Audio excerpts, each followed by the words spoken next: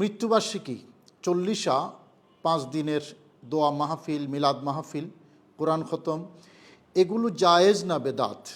যদি বেদাত বলা হয় তাহলে মৃত ব্যক্তিদের মাগফিরাতের উদ্দেশ্যে দোয়া মাহফিলগুলোর কি হবে? আমাদের বক্তব্য হলো, যদি হারাম কোনো উপসর্গ অনুষঙ্গ এখানে যুক্ত হয় তাহলে হারাম, আর যদি তা না হয় তাহলে ইসলামের জায়েজ, বৈধ এবং পুণ্যময় কাজ। আসসালামু আলাইকুম রহমতুল্লাহি ওবরাকাতুহু। বিসমিল্লাহ ওয়াসসালাতু ওয়াসসালামু আলা রাসূলিল্লাহ ওয়া মান ওয়ালা, আম্মা বাদ। শুধু দর্শক, আমরা এই বিষয়ে প্রথমে কোরআনে কারীমের দিকে যদি একটু লক্ষ্য করি, সূরাতুল হাশর 10 নম্বর আয়াতের অংশ বিশেষ। আল্লাহ পাক রব্বুল আলামিন বলেছেন, ওয়াল্লাযীনা জাউ মিন বা'দিহিম ইয়াকুলুনা রব্বানা ইগফির লানা ওয়া লিইখওয়ানিনা আল্লাযীনা সাবাকুনা বিল ঈমান। এবং ওই ব্যক্তিরা যারা পরে আসবে তারা বলবে, হে আমাদের রব, আপনি ক্ষমা করুন আমাদেরকে এবং আমাদের ওই ভাইদেরকে আপনি ক্ষমা করুন যারা ঈমান সহকারে আমাদের কাছ থেকে গত হয়েছেন।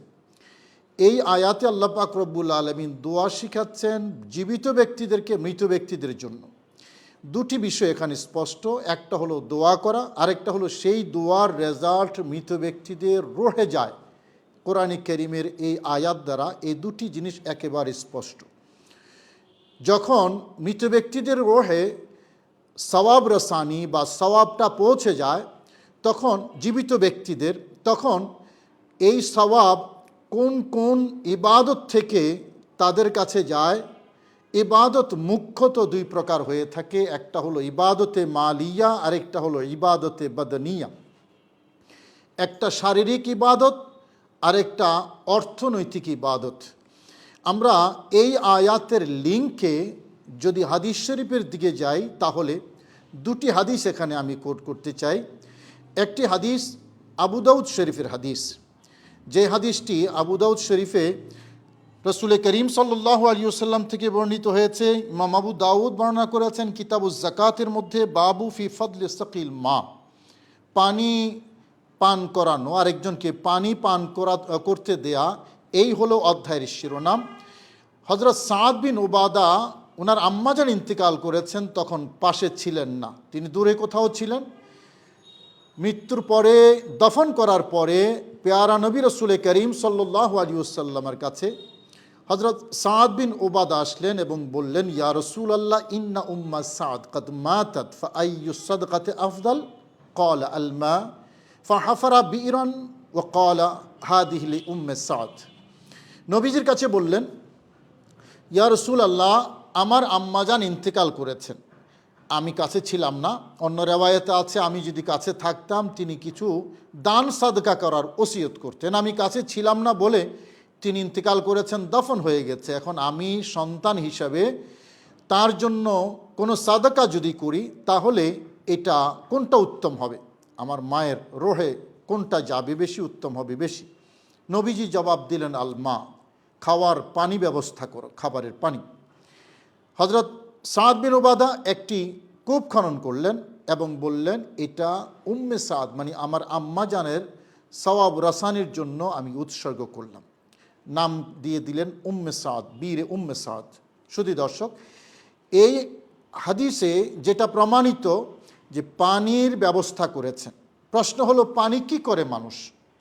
পানি অনেক কাজে ব্যবহার করে, পানি দিয়ে অজু করে। তবে পানির কথাই যখন আসে, প্রথম যেই বিষয়টি মাথায় আসে সেটা হলো পানির অপর নাম জীবন, মানে মানুষ পানি পান করে, পানি খায়। তাহলে খাওয়ার পানি ব্যবস্থা করেছেন, উদ্দেশ্য কি? আম্মার সওয়াব রাসানির জন্য। তো খাবার পানি, এটা তো খাদ্যদ্রব্য, পানীয় দ্রব্য। তাহলে পানীয় দ্রব্য, খাদ্যদ্রব্য আরেকজনকে দিলে তার সওয়াব মায়ের কবরে, মৃত ব্যক্তির কবরে যায়, তাদের রোহে যায়। আবু দাউদ শরীফের এই সহিহ হাদিস দ্বারা সেটা প্রমাণিত। শুধু দর্শক, যখন খাবার পানির সওয়াব যদি সেখানে যায়, অন্যান্য খাদ্যদ্রব্য যদি মানুষকে খাওয়ানো হয় সেটা রোহে যাবে না এমন কোনো কথা নেই। পোলাও কোরমাও যাবে, মেজবানির খাবারও যাবে। আমরা আমাদের সমাজে যেই চল্লিশা মৃত্যুবার্ষিকীগুলো হয়, সেগুলো আমরা কি করি? মানুষকে দাওয়াত দেওয়া হয়, ধনী গরিব আত্মীয় স্বজন দাওয়াত দেওয়া হয়, সেখানে কোরআনখানি, দোয়া মাহফিল, দরুদুস সালাম, মিলাদ মাহফিল এবং মৃত ব্যক্তিদের জন্য দোয়া হয় এবং খাবারের পরিবেশন করা হয়। কেউ মিষ্টি জাতীয় খাদ্যদ্রব্য দেয়, কেউ পোলাও কুরমা দেয়, কেউ বিরিয়ানি দেয়, বাস। এখন এই হাদিসে, সাদ বিন উবাদার হাদিসে, যখন খাদ্যদ্রব্য মানুষকে দেওয়ার কারণে সওয়াব রাসানি হয়, এটা যখন প্রমাণিত, পানীয় জিনিস, খাদ্য জিনিস, যে কোনো খাদ্যদ্রব্য মানুষকে দিলে, মানুষকে খাওয়ালে, ধনী হোক গরিব হোক, আত্মীয় অনাত্মীয়, এটা তার রহে যাবে। এটা হলো ইবাদতে মালিয়ার উদাহরণ। অর্থাৎ অর্থনৈতিকভাবে যদি সাদাকা করা হয়, মানুষকে দেওয়া হয়, খাওয়ানো হয়, এটা যে সেখানে যায়, এই হাদিস দ্বারা তার প্রমাণিত। শুধু দর্শক, আরেকটি হাদিস, তাও ইমাম আবু দাউদ রহমতুল্লাহ আলাইহি এবং অন্যান্য হাদিসের কিতাবও আছে। হযরত আবু হুরায়রা রাদিয়াল্লাহু তাআলা আনহু, তিনি যখন একদল হাজি, তারা হজে যাচ্ছেন, তিনি সামনে দাঁড়িয়ে বললেন, মাইয়াদমান লি মিনকুম আন ইউসাল্লিয়া লি ফি মসজিদিল আশার রাকাতাইন আও আরবান ওয়া ইয়াকুল হাদিহি লি আবি হুরায়রা। তোমরা যারা যাচ্ছ, তোমাদের মধ্যে কেউ যদি আমার পক্ষ থেকে একটু এই গ্যারান্টি, এই জামানত দাও যে আমার জন্য মসজিদে আশারের মধ্যে 2 রাকাত অথবা 4 রাকাত নামাজ পড়ে বলবে যে এই 2 রাকাত 4 রাকাত নামাজ আমি পড়েছি আবু হুরায়রার উদ্দেশ্যে, আবু হুরায়রার জন্য, কে পারবে? এই হাদিসটি আবু দাউদের হাদিস এবং সেই হাদিস। শুধু দর্শক, এই হাদিস দ্বারাও কি বোঝা গেল? এটা কিন্তু ইবাদতে মালিয়া নয়, এটা ইবাদতে বাদনী, অর্থাৎ বাদনী ইবাদত, শারীরিক ইবাদত। আবু হুরায়রা নবী সাহাবী, তিনি যখন বললেন যে আমার জন্য 2 রাকাত বা 4 রাকাত নামাজ আদায় করে আমার জন্য দোয়া করো, বোঝা গেল ইবাদতে বাদনিয়ার সওয়াবও আরেকজনকে উৎসর্গ করা বৈধ। মুখ্যত 2 প্রকারের ইবাদত, একটা হলো ইবাদতে মালিয়া, এটা আরেকজনের জন্য বা মৃত ব্যক্তিদের জন্য উৎসর্গ করা, এটাও হাদিস দ্বারা প্রমাণিত, আবু দাউদ শরীফের হাদিস। আর ইবাদতে বাদনিয়া, এটার সওয়াবও আরেকজনকে উৎসর্গ করা জায়েজ। কোরআন বলছে মৃত ব্যক্তিদের জন্য দোয়া করো। আমরা হাদিস দ্বারা বুঝলাম ইবাদতে মালিয়া হোক, ইবাদতে বাদনিয়া হোক, দুটোই উৎসর্গ করা যায়, আরেকজনকে দেয়া যায়। শরীয়তে সেই বৈধতা, সেই অপশন খোলা আছে। সম্মানিত দর্শক, এখন আমাদের সমাজে যে মৃত্যুবার্ষিকী এবং চল্লিশা, প্রথমেই বলেছি যদি হারাম কোনো অনুষঙ্গ এখানে যুক্ত হয় তাহলে হারাম। এখন মানুষকে খাবার দেওয়া, এটা তো হারাম হবার কথা নয়। মানুষকে মেহমানদারি করা, এটা তো হারাম হওয়ার কথা নয়। কোরআনে কারীমের আয়াত এবং হাদিস শরীফ দ্বারা এটা প্রমাণিত যে মৃত ব্যক্তিদের জন্য এই সকল অনুষ্ঠান করে দোয়া করা এটা জায়েজ। এখন প্রশ্ন থাকে দিন তারিখ নির্ধারণ করা, যেটা বলা হয়ে থাকে যে একটা তারিখ নির্ধারণ করে 40 দিনেই করতে হবে, 40 দিনে এটা নাজায়েজ, 10 দিনে এটা নাজায়েজ, মৃত্যুবার্ষিকীর দিনে যেদিন মারা গেছে সেটাও নাজায়েজ। শুধু দর্শক, এখানে দিন তারিখ নির্ধারণ করা কেন হয়? দেখুন, দিন তারিখটা নির্ধারণ করা হয় ওই রকম যেমনটি আমরা নামাজের টাইম নির্ধারণ করি। জোহরের নামাজ 1:30টায়, আসরের নামাজ 4:30টায়, এশার নামাজ 7:30টা 8টায়। কেন? কোরআনে কারীম হাদিস শরীফে কি এরকম নামাজের টাইম সুনির্দিষ্ট ঘড়ির কাঁটায় নির্ধারণ করা আছে? না, নির্ধারণ করা নেই। তো আমরা যে নির্ধারণ করি একবারে হারামাইনে তৈবান সহ পৃথিবীর কোন মসজিদে নামাজ নির্ধারণ করা নেই? সব মসজিদে নির্ধারণ করা আছে। শরীয়ত তো 8:30টায় নির্ধারণ করেনি, আপনি কে নির্ধারণ করার? কি কারণে নির্ধারণ করলেন? যে কারণে নির্ধারণ করেছেন আপনি নামাজের টাইম, একই কারণে চল্লিশা বা মৃত্যুবার্ষিকীর টাইম নির্ধারণ করা হয়, অর্থাৎ মানুষ যাতে উপস্থিত হতে পারে, দোয়া মাহফিলে, মিলাদ মাহফিলে মানুষ যাতে উপস্থিত হতে পারে, সে কারণে এটা দিন তারিখ নির্ধারণ করা না করা এটা বড় প্রশ্ন নেই। মানুষের সুবিধার জন্য মানুষ যাতে উপস্থিত হতে পারে। হ্যাঁ, যদি কেউ মনে করে যে 40 দিনেই করতে হবে, অন্য দিনে করা যাবে না, তাহলে সেটার মধ্যে শরীয়তের দৃষ্টিকোণ থেকে সমস্যা আছে। কিন্তু এটা এই নিয়তে করে না যে 40 দিনেই করতে হবে, বরং এই কারণে, এই উদ্দেশ্যে করে, এই কারণে করে মানুষ যাতে ওই নির্দিষ্ট দিনে নির্দিষ্ট সময়ে যাতে উপস্থিত হতে পারে। সুপ্রিয় দর্শক, সাধারণ মানুষের জন্য বোধগম্য হওয়ার জন্য আমার এতটুকুই যথেষ্ট। আমি আজকে যেটুকু আপনাদেরকে বলেছি। এখানে আরেকটা প্রশ্ন থাকে কেউ কেউ মিলাদ মাহফিল নাম দেয় না, দোয়া মাহফিল নাম দেয়। আবার কেউ কেউ এমন আছেন যে তারা চল্লিশা বা মৃত্যুবার্ষিকীর নাম দেয় না, মসজিদে গিয়ে হুজুরকে বলে, হুজুর আমার আব্বাজান আজকে মারা গেছেন, একটু দোয়া করবেন, তো হুজুর দোয়া করে দিচ্ছেন, দোয়া মাহফিল হচ্ছে। শুধু দর্শক, এটা একটা শুভঙ্করের ফাঁকি। মিলাদ মাহফিল না বলে দোয়া মাহফিল বলা, চল্লিশে না বলে দোয়া মাহফিল বলা। দোয়া মাহফিল কোথায় আছে? দোয়ার কথা আছে কোরআন হাদিসে, দোয়া মাহফিলের কথা তো নেই। মিলাদ মাহফিলের বিকল্প হিসেবে দোয়া মাহফিল চালিয়ে দিয়ে সবটাই করা হচ্ছে। মিলাদ মাহফিল হলে নাজায়েজ, মিলাদ মাহফিল হলে বেদাতের ফতোয়া আসছে। মনে রাখবেন, দোয়ার কথা আছে, মিলাদ মাহফিলের কথা নাই, দোয়া মাহফিলের কথা নাই। মিলাদ মাহফিল এবং দোয়া মাহফিল দুটো একই মানদণ্ডে। দোয়া করে আনুষ্ঠানিক করলে এটা মাহফিল হয়ে যায়, দরুদ ও সালাম আনুষ্ঠানিক করলে এটাকে মিলাদ মাহফিল বলে। পার্থক্য এতটুকু, বিষয় কিন্তু একটাই। শুধু দর্শক, আমি আগে বলেছি এতটুকুতেই সাধারণ বোধগম্য। ফেকা ফতোয়ার আলোকে আমরা কোরআন এবং হাদিসের কথা শুনেছি, ফেকা ফতোয়ার আলোকে যদি আমরা আলোচনা করি, এটা যারা বিশেষ করে মাদ্রাসা শিক্ষিত যারা, তাদের জন্য প্রয়োজন।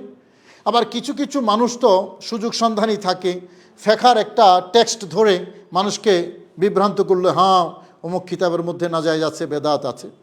সেজন্য এখানে দুই একটা রেফারেন্স না দিলেই নয়, যদিও ভিডিওটা কলেবরে বড় হয়ে যাচ্ছে। শুধু দর্শক, ফতুল কদিরের এবং ফতোয়ায়ে শামী দুটা কিতাবের মধ্যে ফতুল কদির থেকে ফতোয়ায়ে শামীতে একটা টেক্সট আনা হয়েছে, একটু খেয়াল করুন। টেক্সটটা কি? ওয়াকরাহু ইত্তেখাযু দিয়াফাতে মিনাত তুআম মিন আহলিল বাইত মিন আহলিল মাইয়িত। মৃত ব্যক্তির যারা আহাল পরিবার, তাদের পক্ষ থেকে মেহমানদারির ব্যবস্থা করা, খানাপিনার ব্যবস্থা করা, এটা মাকরুহ। কেন? লিআন্নাহু শুরআ ফিস সুরুর লা ফিস শুরুর। কেননা এই খানাপিনা জিয়াফত এটা তো আনন্দের জন্য করা হয়, এটা দুঃখের সময় করা হয় না। তো এখন তো দুঃখের সময়, একজন মানুষ মারা গেলে দুঃখের সময় হয়। সুতরাং এই সুখের সময় যেটা, এটাকে দুঃখের সময় নিয়ে আসাটা, এটা মাকরুহ। এবং এখানে ফতোয়ায়ে বাজ্জাজিয়ার আরেকটা টেক্সট এনেছেন ইবনে আবিদিন শামী। খেয়াল করুন, ফতোয়ায়ে বাজ্জাজিয়ার মধ্যে কি আছে? ওয়াকরাহু ইত্তিখাযু তুআম ফিল ইয়াউমিল আউয়াল ওয়াল ইয়াউমিল সানি ওয়াল ইয়াউমিল সালিস ওয়া বাদাল উসবু। অর্থাৎ মেহমানদারি করা, খানাবিনা তৈরি করা নাজায়েজ প্রথম, দ্বিতীয়, তৃতীয় এবং সপ্তাহের পরে। এবং আরও নাজায়েজ মাকরুহ কি? নকলুত তুআম ইলাল কবরে ফিল মাওয়াসিম, বিভিন্ন উপলক্ষে কবরের মধ্যে খাবার নিয়ে যাওয়া প্রসাদের মতো। ওয়া ইত্তিখাযুদ দাওয়া, এবং দাওয়াত দেওয়া, লিকিরাতিল কোরআন, কোরআন কারীম তেলাওয়াত করার জন্য। ওয়া জামিস সুলাহা, এবং সুলাহা কুররা যারা সালেহ উলামায়ে কেরাম যারা আছেন এবং কেরাত যারা পড়তে পারেন, তাদেরকে দাওয়াত দেওয়া, একত্রিত করা। লিল খতমে, খতম করার জন্য। ওয়ালি কিরাতে সূরাতিল আনআম আবিল ইখলাস, সূরা আনআমের খতম করার জন্য অথবা ইখলাস তেলাওয়াত করার জন্য। এগুলো সব মাকরুহ। কোন কিতাব? ফতোয়ায়ে বাজ্জাজিয়া। কোনো কোনো ফতোয়ার সাইডে আমি নিজে দেখেছি, যেমন বিন্নুরি একটা ওয়েবসাইট আছে, সেখানে এই টেক্সটগুলো তুলে দিয়ে এটাকে একেবারেই আমভাবে নাজায়েজ মাকরুহ লেখা হয়েছে। শুধু দর্শক, একটা কিতাবের টেক্সট, ফেকা ফতোয়ার দেওয়ার সময় একটা কিতাবের টেক্সট দিয়ে যদি আমি ফতোয়া দিয়ে দিই এবং এটার বিপরীতে কোনো টেক্সট আছে কি না, জবাব আছে কি না, তাহলে কিন্তু এটা অন্যায় হবে। সুপ্রিয় দর্শক, এই যে দলিলটা দেওয়া হয়েছে, এই দলিলটা, এই বক্তব্যটার একটা দলিল আছে। দলিল হলো হযরত জারীর বিন আব্দুল্লাহ রাদিয়াল্লাহু তাআলা একটি হাদিস, যে হাদিসটি ফেকার কিতাবের মধ্যে এসেছে, হাদিসের কিতাবে তো আছেই। জারীর বিন আব্দুল্লাহ বলেছেন যে কুন্না নাউদ্দুল ইজতিমা ইলা আহলিল মাইয়িত ওয়া সুনআহুমুত তুআমা মিনান নিয়াহা। আমরা মৃত ব্যক্তির পরিবারের কাছে একত্রিত হওয়া এবং মৃত ব্যক্তির পরিবারের পক্ষ থেকে খানাপিনা তৈরি করাকে আমরা নিয়াহাত গণ্য করতাম। নিয়াহাত মানে মৃত ব্যক্তির উপলক্ষে কান্নাকাটি করা, এটা আমরা তার অন্তর্ভুক্ত মনে করতাম। অর্থাৎ নিয়াহাত এটা যেমন মাকরুহ হারাম, এগুলোও সেরকম হারাম। এই হাদিসের আলোকে এই বক্তব্যটা এসেছে। সুপ্রিয় দর্শক, ফেকার এই বক্তব্যটার একটা জবাব কিন্তু আছে। ইমাম বুরহানুদ্দিন হলভী রহমতুল্লাহ এই বক্তব্যের জবাব দিয়েছেন। সেই বক্তব্যের জবাবটা কিন্তু ওই সাইটগুলোতে, অনলাইন সেই সাইটগুলোতে নাই। সে বক্তব্যটা কি, ইমাম বুরহানুদ্দিন হলভী রহমতুল্লাহ কী লিখেছেন একটু খেয়াল করুন, তাহলে শুভঙ্করের ফাঁকিটা বের হয়ে যাবে। তিনি লিখেছেন, এই হাদিসে যেটা বলা হয়েছে এটা মাকরু। তার বক্তব্য হলো লা ইয়াখলু আন নজরিন, ফতুল কাদির, বাজ্জাজিয়া, ফতোয়ায়ে শামির। এই বক্তব্য এটা প্রশ্নাতীত নয়, এখানে প্রশ্ন আছে। কারণ লিআন্নাহু লা দলিল আলাল কারাহাতে, এই হাদিস এবং এই কথার মধ্যে মাকরু হওয়ার কোনো দলিল নাই। জারির বিন আবদুল্লাহ রাদিয়াল্লাহু তাআলা আনহুর যে হাদিস, এই হাদিসের মধ্যে এই কোরআন তেলাওয়াত মাকরু, খতমে আনাম মাকরু, তারপরে সূরা আনামের তেলাওয়াত মাকরু, খানাফিনা করা মাকরু, এটার কোনো দলিল নাই। কেন দলিল নাই খেয়াল করুন। দলিল নাই এ কারণে, বড় জোর এটা প্রমাণ করে কোন দিন? প্রমাণ করে হলো যেই দিন মানুষ মারা গেছে, এটা সেই দিন খানাপিনা তৈরি করা মাকরু। এই হাদিস দ্বারা সেই দিন খানাপিনা নিষেধ হতে পারে, তাও এটা মাকরুহে তানজিহি হতে পারে। তার প্রমাণ কি, তার দলিল কি? কারণ আরেকটি হাদিস আছে পেয়ারা নবী রাসূল করিম সাল্লাল্লাহু আলাইহি ওয়াসাল্লামের পক্ষ থেকে। কোনো এক ব্যক্তি মারা গেলেন, আসিম ইবনে কুলাইবের বর্ণনা, তিনি বর্ণনা করেছেন যে পেয়ারা নবীর সাথে আমরা একটা জানাজার নামাজে বের হলাম। নবীজি জানাজা শেষ করেছেন এবং শেষ করে নবীজি যখন ফিরে আসতেছেন, তখন ওই মৃত ব্যক্তির স্ত্রীর পক্ষ থেকে একজন আহ্বানকারী পেয়ারা নবী রাসূল করিম সাল্লাল্লাহু আলাইহি ওয়াসাল্লামকে দাওয়াত দিয়েছেন। দাওয়াত দিয়ে নবীকে বলেছেন, ইয়া রাসূল আল্লাহ, আমার ঘরে আপনি দাওয়াত গ্রহণ করুন। নবীজি দাওয়াত গ্রহণ করেছেন। যাওয়ার পরে সেদিনই জাস্ট দফন করে আসলেন মাত্র, সেদিনে খাবার তৈরি করা হয়েছে, নবীজির সামনে খাবার দিয়েছেন, নবীজিও খেয়েছেন, সাহাবায়ে কেরামও খেয়েছেন। তাহলে জারির বিন আবদুল্লাহ রাদিয়াল্লাহু তাআলার যে হাদিস আর এই হাদিস দুটাকে যদি আমরা একসাথে অ্যাসেসমেন্ট করি, তাহলে মাকরুহ প্রমাণিত হয় না। তারপরেও উলামায়ে কেরাম 3 দিনের কথা বলেছেন, যে 3 দিন যেহেতু শোকের দিন, সুতরাং এই 3 দিন খানাপিনা ব্যবস্থা করা মৃত ব্যক্তির পরিবারের পক্ষ থেকে এটা নাজায়েজ। শুধু দর্শক দেখুন, ফতোয়া আলমগীরের মধ্যে, ফতোয়া আলমগীরের কথাটা শুনুন, ওয়ালা ইউবাহু ইত্তিখাযু দিয়াফাতি সালাসাতা আইয়ামিন ফি আইয়ামিল মুসিবা, একেবারে স্পষ্ট। অর্থাৎ মুসিবতের যে 3 দিন, সেই 3 দিন মেহমানদারির ব্যবস্থা করা মৃত ব্যক্তির পরিবারের পক্ষ থেকে এটা বৈধ নয়। কি বোঝা গেল?